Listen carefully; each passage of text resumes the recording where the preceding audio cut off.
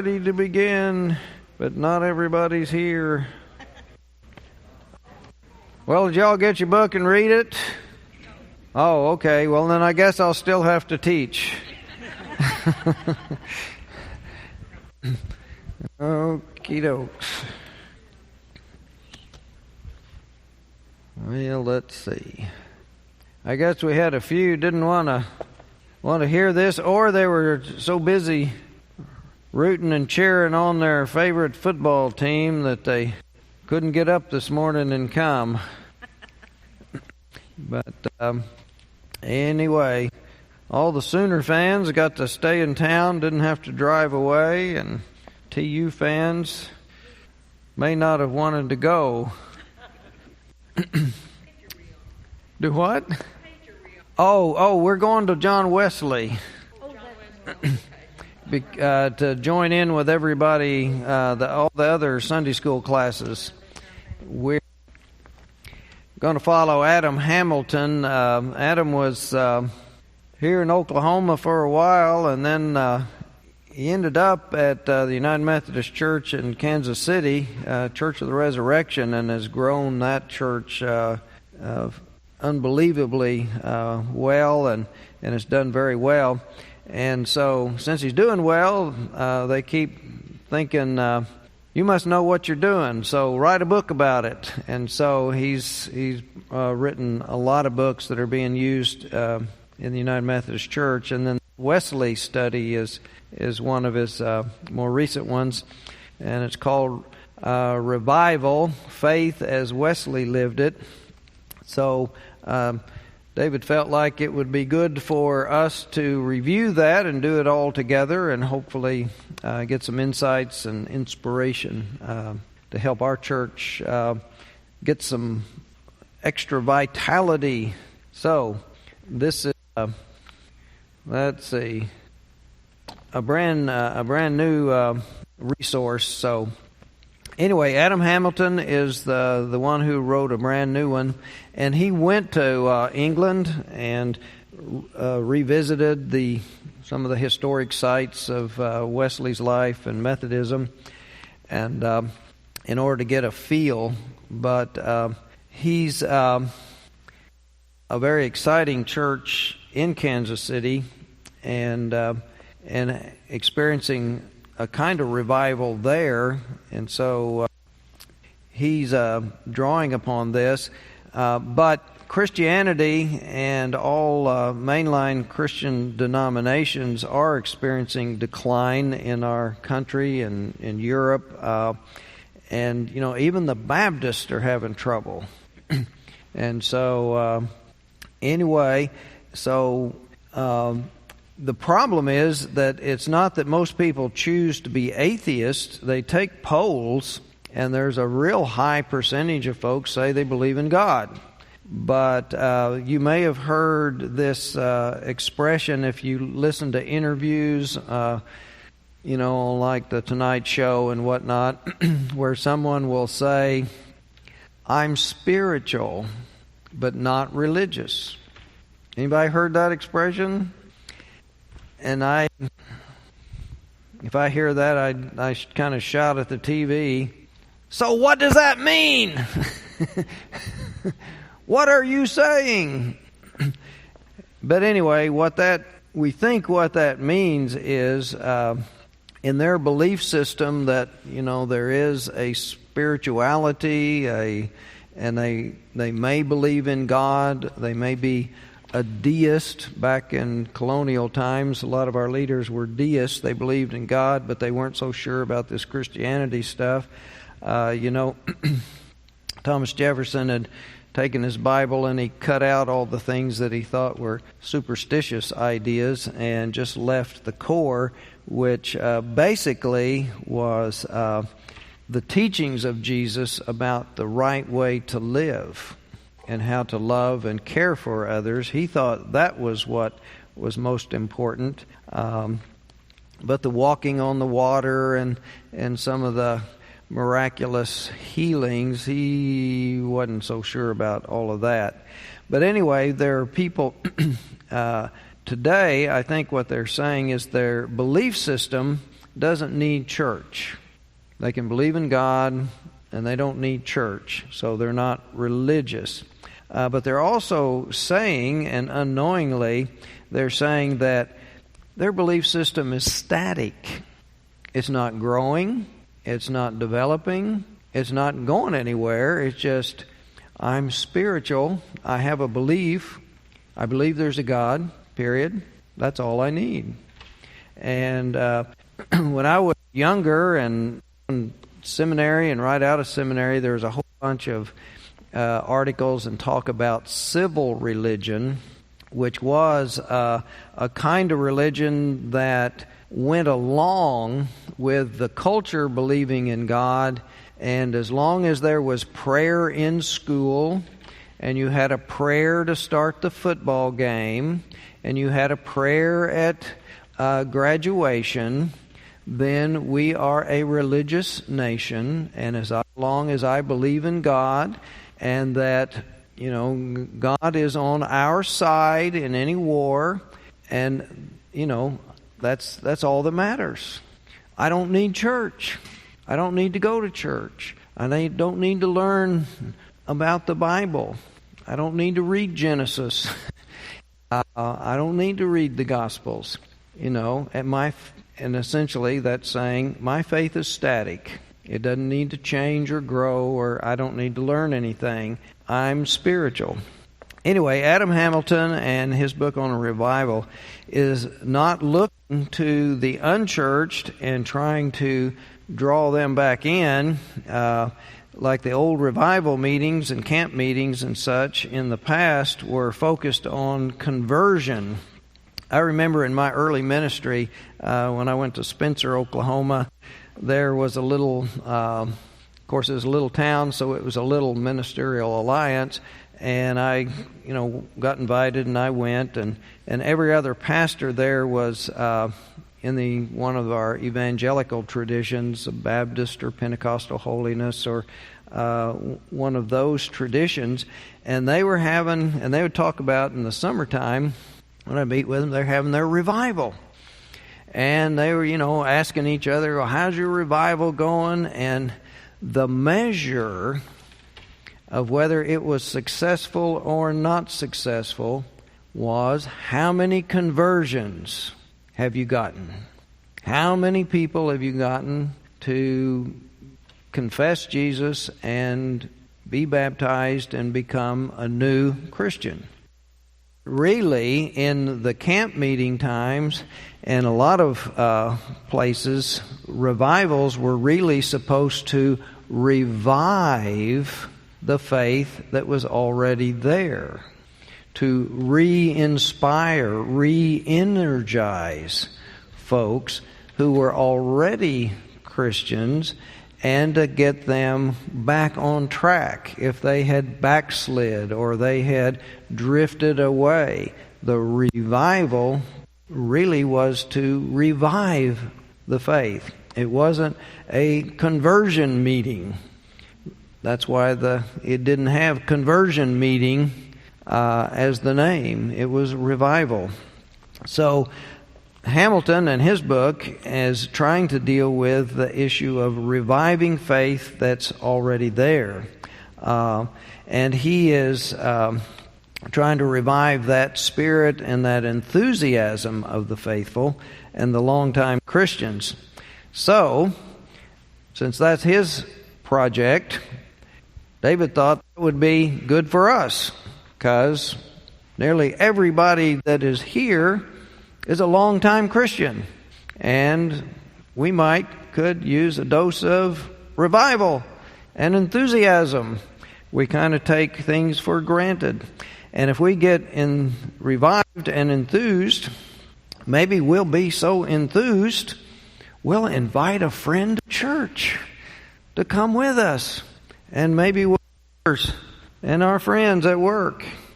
But anyway, that's part of the agenda, but the big part is it's always good to review and remember our heritage. And so Hamilton uses an illustration of a plant in his office, If you don't remember your plants very well, but you really want to have plants, try the peace lily. Because as soon as you've forgotten to water it for a little while, it wilts. And it tells you, I need water. And you can give it water, and it revives. It comes back. Some plants, you can't do that to. Once they wilt, you've ruined them. Water won't bring them back. And then sometimes you pour too much water on them, and then they start to rot the roots. But anyway, faith is like the plant. It needs to be watered regularly for it to thrive. So using the plant metaphor for the spiritual life, we need to nurture and to take care of our faith in order to keep it vital and to keep it growing.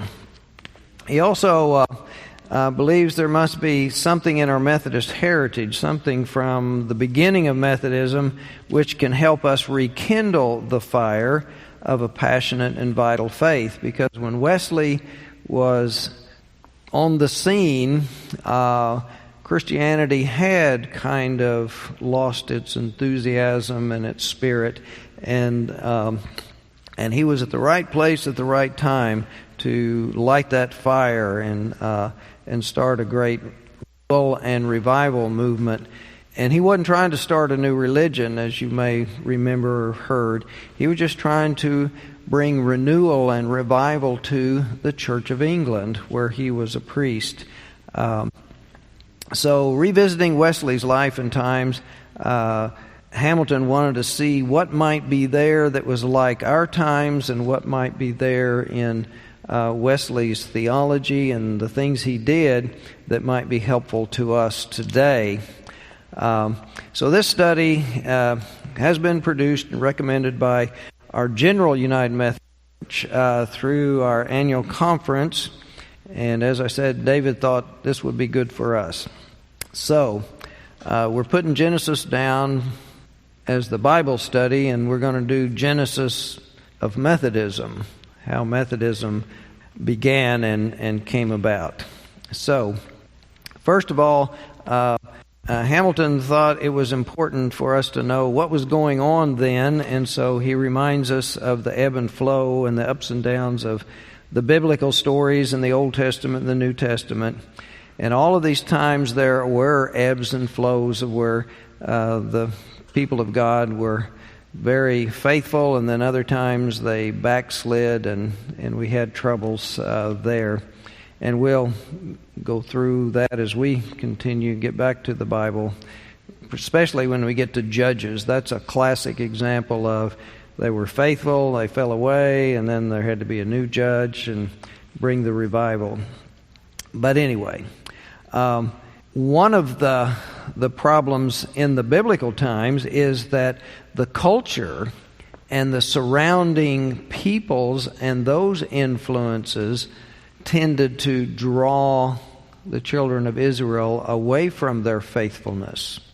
And we've got that happening today. There's so many things in the culture drawing folks away from church and competing with the faith. Some of it is ideological ideas, but a lot of it is, other things that are good. They're not bad things and wicked things. They're just competition. So, like, there's a gremlin in this microphone wants to keep cutting out. It's competition, trying to lead us astray. Anyway, so it led to different crises. Hamilton looks back to the New Testament and the early part in the book of Revelation to John and the 7 churches there, and that were all once very vital, and now the expression of the author of Revelation is saying that they are lukewarm and that they have lost their first love. Then he speaks of his own ebb and flow as a pastor and the spiritually dry times and feeling burnt out. with all the busyness of the chores of running the church and the heavy demands on responding to needs and the expectation to always perform at your best, each sermon has to be better than the last one. And when you get on a roll like that, all of a sudden, you can't do it anymore. I mean, you have peaks, and then you have ebbs. And so it's really hard. And then what he has said, he's felt at times that he just ran out of steam, ran out of fuel, and he needed to kind of take a retreat or get things off the calendar and refocus of what are the priorities and to rekindle his own spirit if he was going to be his most effective. Well, he also began to feel that those who were close to him saw that there was a reduction and a great loss of his joy and his peace and his love and his patience and his kindness, his generosity, his faithfulness, his gentleness, and his self-control, which are the gifts of the Spirit that we read in Galatians 5:22-23.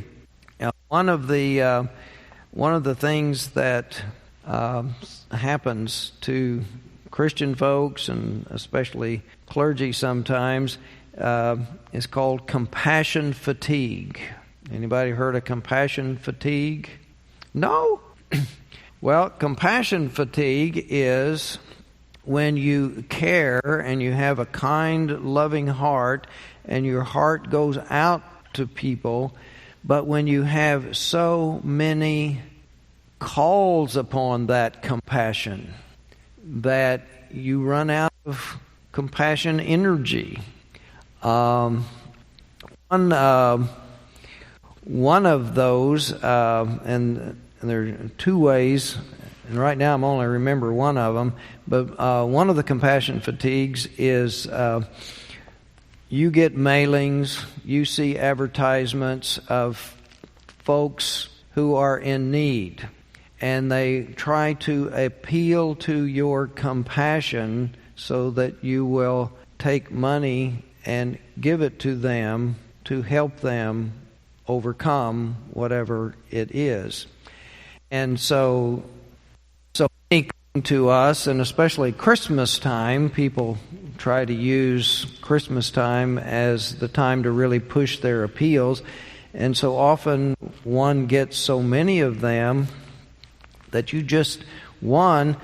after a while you just may not care anymore. It takes a greater and a more devastating kind of tragedy in order to move your compassion. Just the everyday bumps and scrapes don't move your compassion as well as they used to. And then the thing when you can really tell that you've got compassion fatigue is you start getting grumpy and irritable. You don't want to hear it. You get angry with the one bringing the concern to you because you feel guilty about not having the compassion. And if I don't get presented with the problem and have to make a choice, will I or won't I, then I can be at peace and I can enjoy sunshine and butterflies and happy times. I don't want this news coming to me anymore about other people's troubles, asking me to do something about it. So I begin to get irritable and get angry with the message bearers. That's compassion fatigue. Have you ever experienced it? Not yet. Well, anyway, that's, it's kind of like around here at church, we do get a lot of folks who will have problems and troubles, and they've been developing and coming a long time, and now they're in a fix, and they think, well, the church is supposed to rescue us, and we'll listen, but a lot of times, there's really not anything we can do, and we have to remind them that, we're not a social agency set up to do those things. Well, they've been to all the social agencies so many times, they've shut the door on them, and then they come to us, and, we don't have the $1,500 to pay their water bill, their electric bill, and, all of those things. And if we do, then they're still not going to pay them, and they'll come back next week asking us to pay, or next month, the next month's, because they haven't gotten their act together and figured out how to not be in that situation. And since they're not a member of the church, we don't have any relationship with them, we don't have a way to help them overcome those things. The various agencies and folks that do that full time, that's where they need to be, but they wouldn't cooperate with them and do their part. So anyway, we lose some patience and some compassion, and we get compassion fatigue when we get too many of those folks. And so, anyway, how can we renew that compassion and feeling? Hamilton said he visited several churches that are just going through the motions, but have lost that vital spirit which produces those fruits of the Spirit that give us patience and gentleness and so forth. He reminds us that when John Wesley was a young man at Oxford, he could feel the great loss of vitality of his spirit at the university and in the Church of England, but especially within his own soul. And as David had said during the service, he grew up in a Christian home. He was instructed and guided in the faith, but his personal part, he was having a hunger and thirst for something. He wanted more, and that he hadn't experienced. So he longed for more, and he needed more, and that longing and hunger was what sowed the seeds of our Methodist revival. That within one man's spiritual journey, he was looking and searching, and this is the story about where he went and what he did and all the effects of that. But anyway, Wesley's time and his world, the church and the culture were not the same as ours today. There were great similarities. So we need an overview of the setting and the conditions of his time. And so he has really summed it up very briefly and quickly.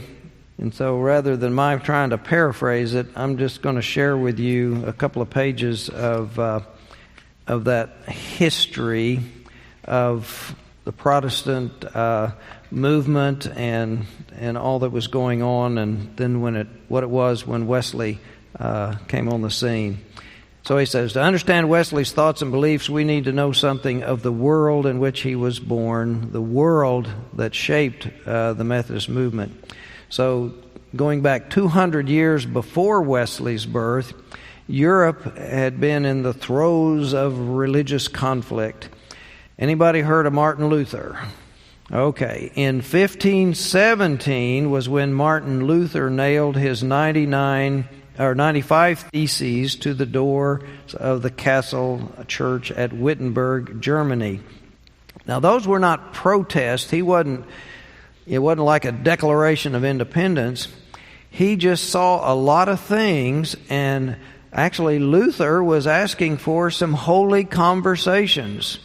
There's a lot of really serious questions I have about the church, and we need to discuss them and come up with better ways of being the church.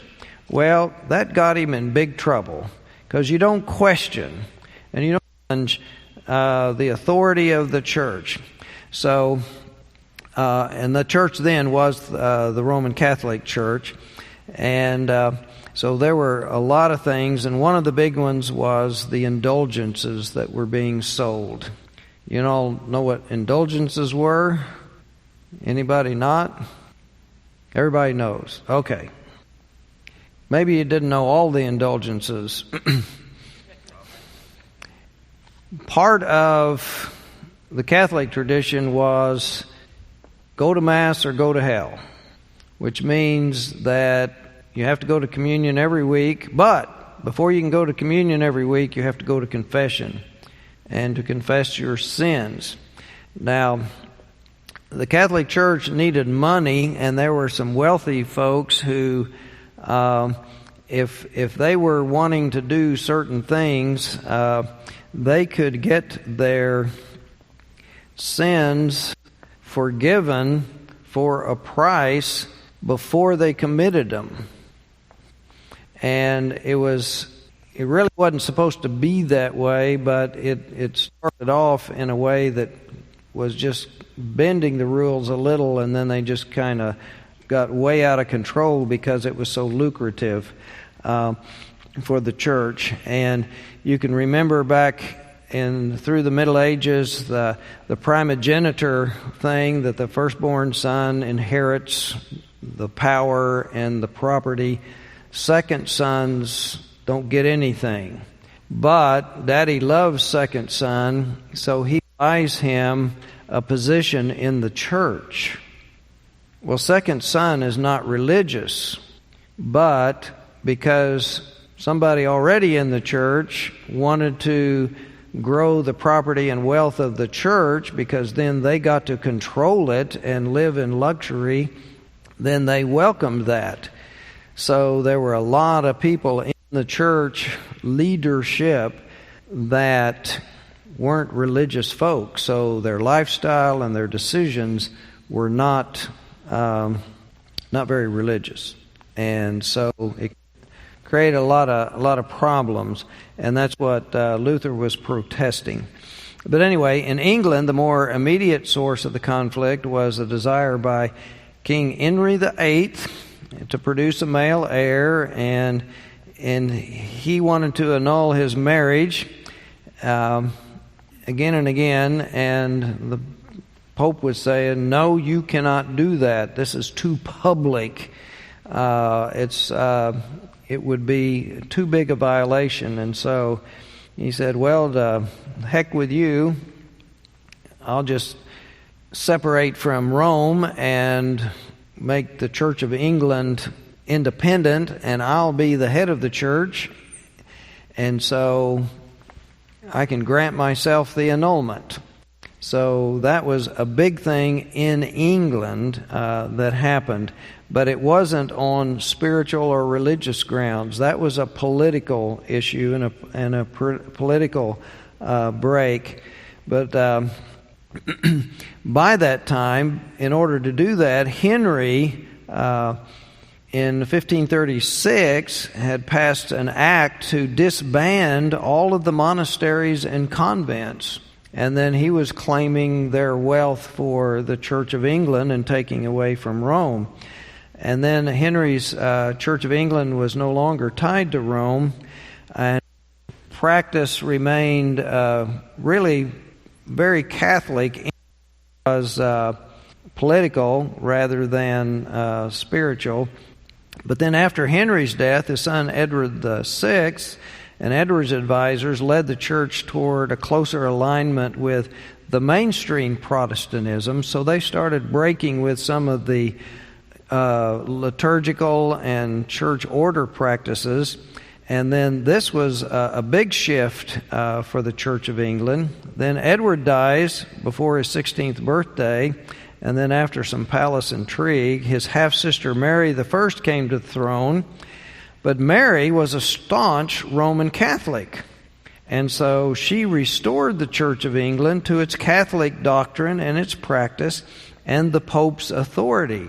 Well, with this very authoritarian system that had a lot of people in the pecking order that weren't very spiritual, then they didn't forgive and forget and get reconciled. They ordered all the prominent Anglican bishops and Protestant leaders in the church to be put to death, and many by burning them at the stake, and for which she was remembered as Bloody Mary. Now, if you go to cocktail parties and people order Bloody Marys. There may be some story about how that goes back to this Mary the First, who ordered all those executions. So your friends that drink Bloody Marys, when you just ask for the Coke, ask them where that name comes from, and maybe they will know. Anyway, but this created a great religious upheaval and great inner conflict within England. So, but then Mary is succeeded by Elizabeth I, who ruled for nearly 45 years, and Elizabeth returned England to a firmly Protestant path, and her reign, as regards religion, is remembered for seeking compromise between the various Protestant factions, as well as an occasional nod to the Catholic sensibilities. But she died in 1603 and was followed by James VI, the King of Scotland, who became James I of England and Ireland. And like Elizabeth, James sought balance between Catholicism and Protestantism, and he supported a new translation of the Bible into English. Anybody know what that translation is called? King James Version. And if you encounter some people, ironically today, really believe that that is the authoritative Bible, and what's written in there in the red letters is exactly what Jesus said in English. They have no understanding of translation.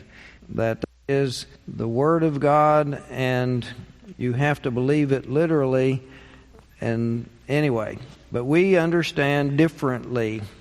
Anyway, but by the time the movement had arisen among more ardent Protestants who became known as Puritans, Puritans opposed the vestiges of Catholicism in the church, and they believed in the formation of the English church had never gone far enough away from the Roman traditions. So James's successor, Charles I, supported high church forms of Anglicanism to swing it back the other way, and he married a Roman Catholic, and in a host of other ways alienated the Puritans and many others. And during the reign of Charles, English Civil War broke out, and in 1649, King Charles was executed and England became a commonwealth.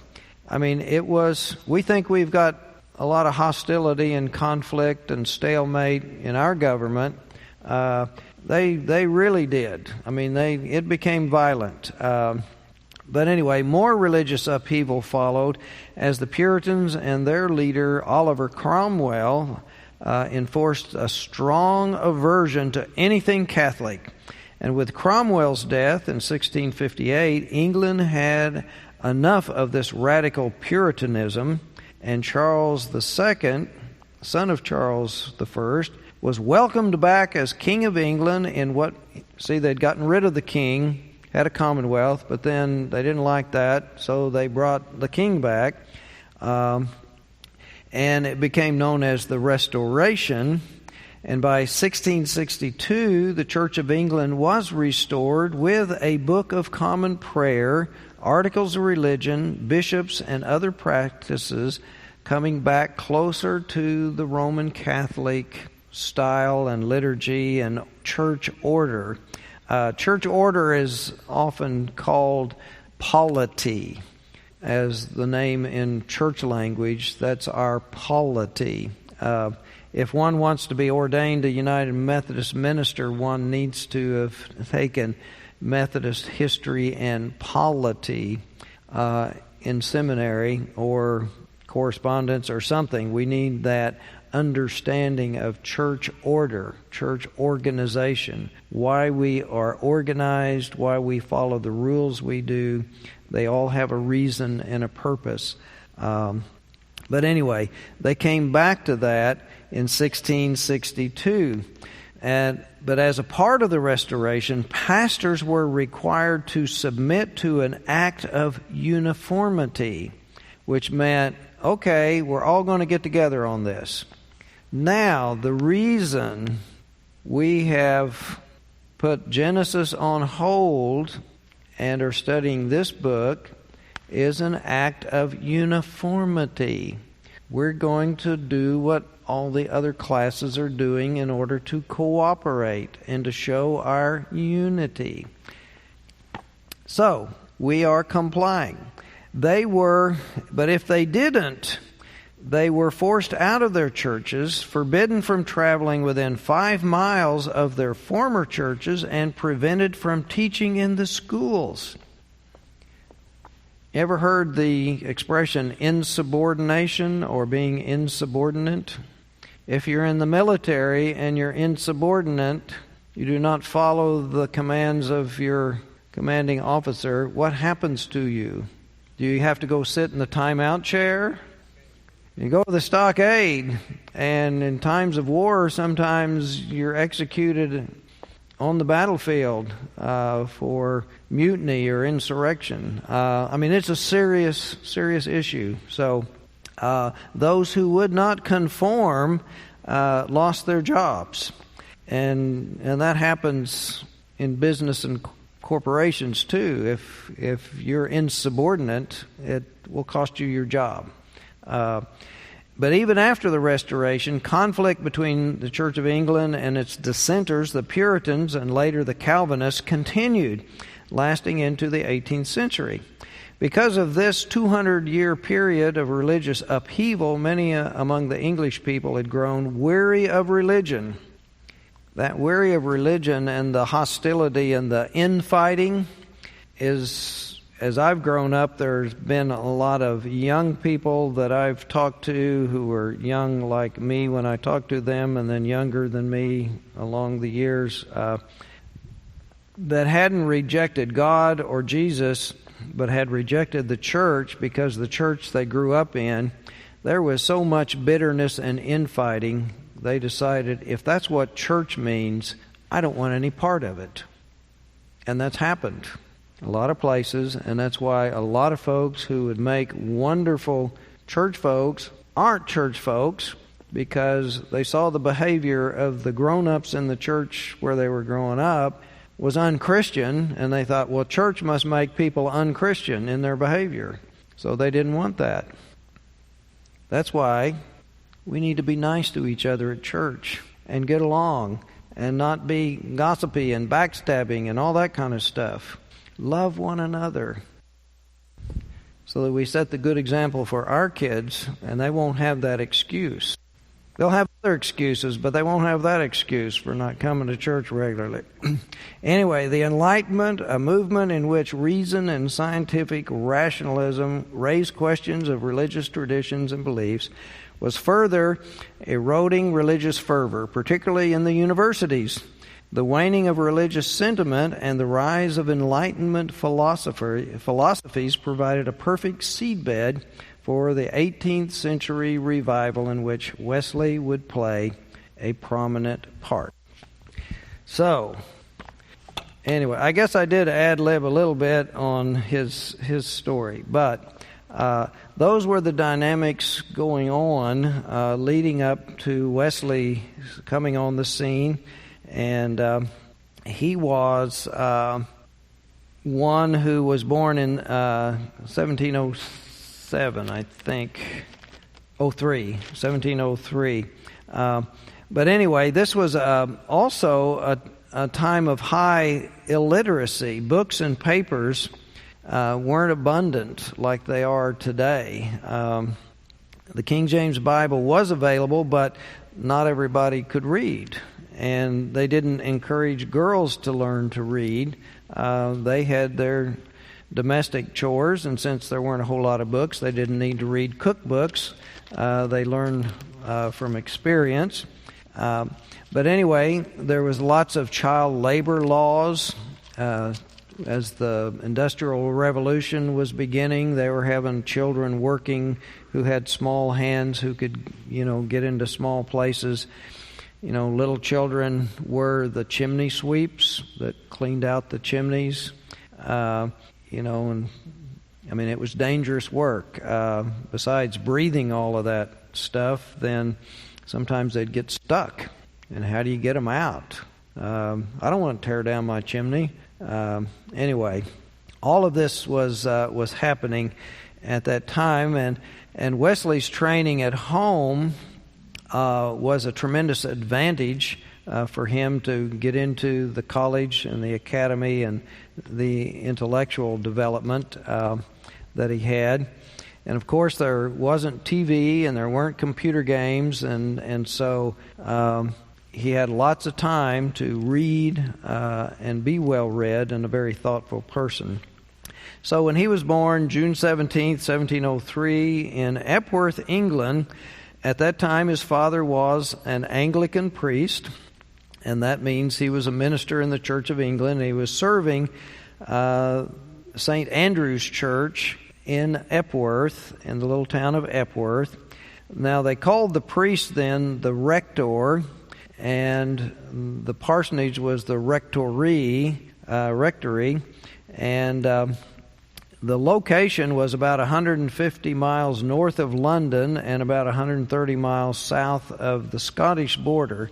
So it's kind of out there by itself, not close to anything. Adam Hamilton had traveled to England to these historic sites, and he says that Epworth today is much like it was in Wesley's day. There is a Red Lion Inn there that's still standing, and that's where when Wesley would return there, he would stay at the inn after... I'm going to have to do... There it goes. I don't understand what's going on. Anyway, the rectory of the parsonage, when his dad had died, his mother had to move out, so he couldn't stay there. But he would go to that inn. But it didn't say whether the inn was still an inn. It may have been converted to a museum, or they're selling cell phones out of it or something. But anyway, he was baptized at that church. And that the church now and the Red Lion Inn and the rectory, the parsonage, are still the big tourist attractions, because there's millions of Methodists, and lots of them go back to England and want to go see where Wesley lived. Have any of you done that? Is it worth going? Okay, so put that on your bucket list. It's worth going to see. And do they do good tours and explain everything to you really nicely? Oh, Dr. Biggs did all the talking. Okay. Well, no, he didn't do all the talking. Oh, okay. But anyway, you had a good tour with history of Wesley from Dr. Biggs. Oh, I wouldn't think so. No, it's a lot of towns that have all of the modern things. My sister used to live in Gulf Shores, Alabama, really nice tourist area, and when we went to visit her, there was a little 2-lane road that went right down to almost to the beach, and then the road went this way, created a T. Now that's a 6-lane road, and it's so highly developed from then. But Epworth didn't have that experience. It stayed just a little tiny little village, much the same. So if you go visit, you'd get a feel for what life was like then.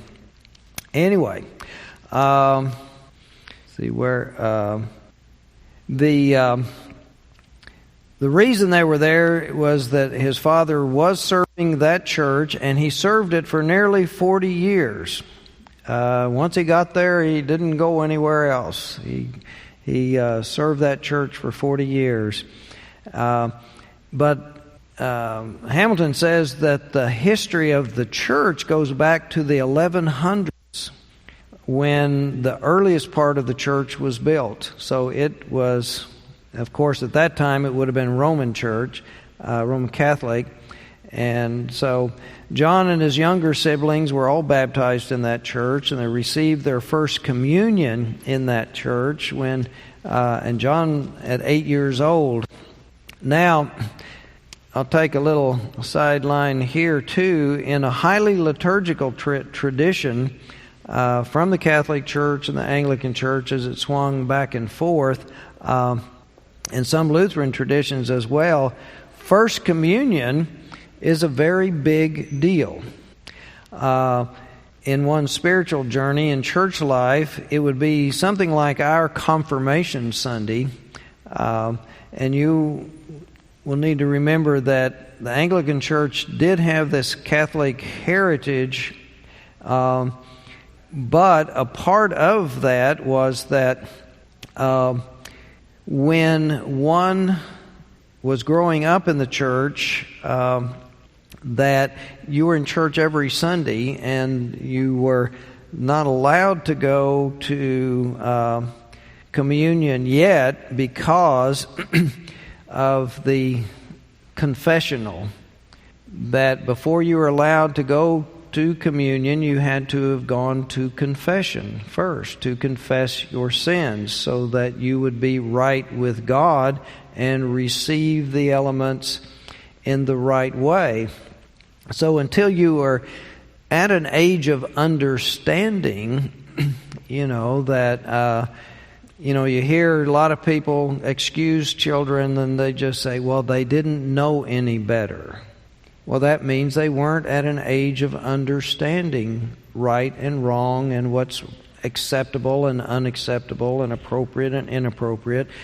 And even at 8 or 12, kids don't always know that. And even grown-ups often don't know that. But anyway, they felt like at some point, one did reach an age of understanding. And if they could reach an age of understanding, then they could confess their sins and receive absolution and then be welcome to receive the elements. So, First Communion had that aspect of a sense of a rite of passage. You've reached a level of maturity and accountability, but that's a big deal. Not so much today, because we've got such a mobile society. In that day, everybody was right there in that town. You knew everybody from the day they were born. You watched them grow up. And so they were in church every Sunday. So it was a bigger deal. But now we don't have that kind of situation. So anyway, the child's first communion for Wesley was at 8 years old.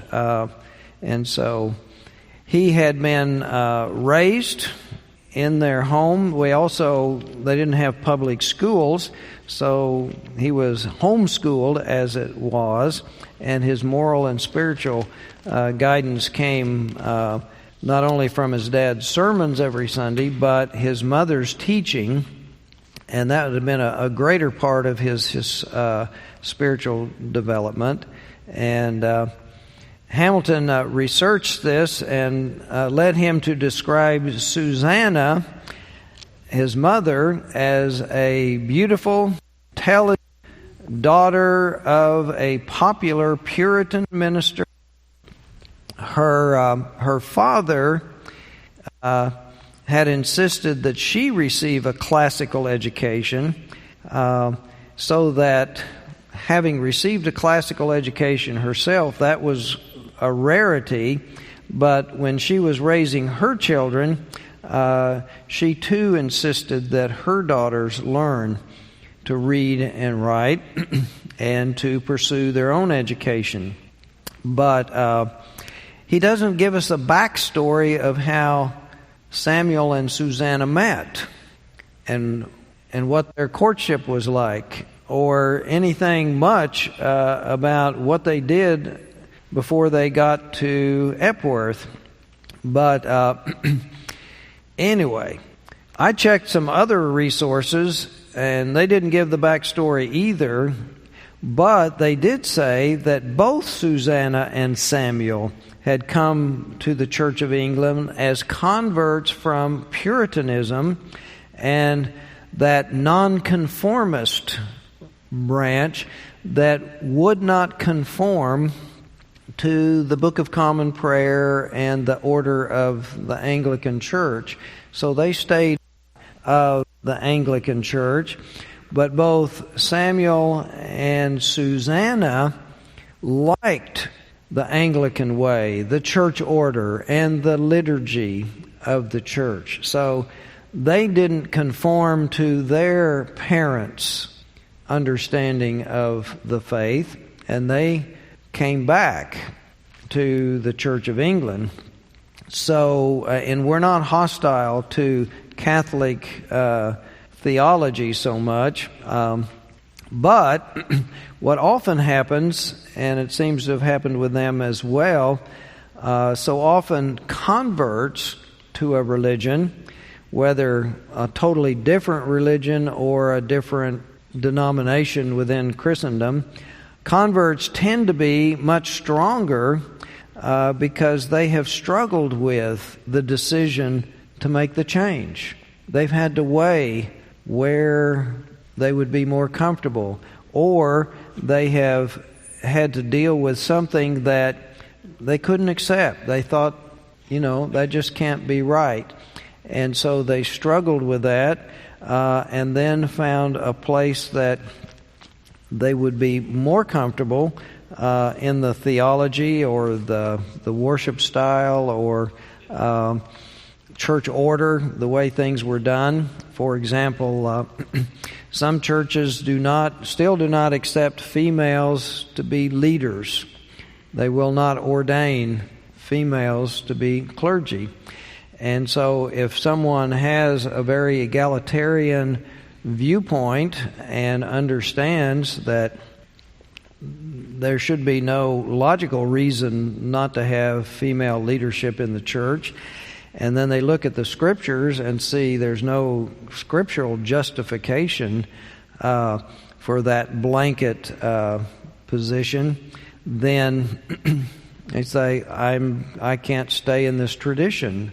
And so moving to one out of a deep sense of what is right, what is proper, will make one more committed and more loyal to the new place than one who just kind of grew up with everything and didn't think about it much and didn't care and just kind of went with the flow. Then the convert tends to be often stronger and often more passionate and sometimes more radical. Anybody ever met an ex-smoker? A convert? Anyway, so when one is or a vegetarian in Oklahoma, here in beef country, so anyway, so converts tend to be a little more strong in their feelings and beliefs. And well, I prepared more than we had time for. So, tell your friends that they thought this Wesley stuff was going to be boring. Was it boring? Okay. So you can tell them they can come back and it won't be so boring. So let us pray. Dear God, we thank you for all the ways that you work in the lives of people who want to know what is right and what is proper, what is good, what is true, and struggle with it. And when they find what speaks to their hearts, they become excited about it and passionate about it and want to tell others and to spread the good news. So help us experience and to learn and understand that kind of struggle and that kind of passion as we study our Methodist heritage. In Christ's name, amen.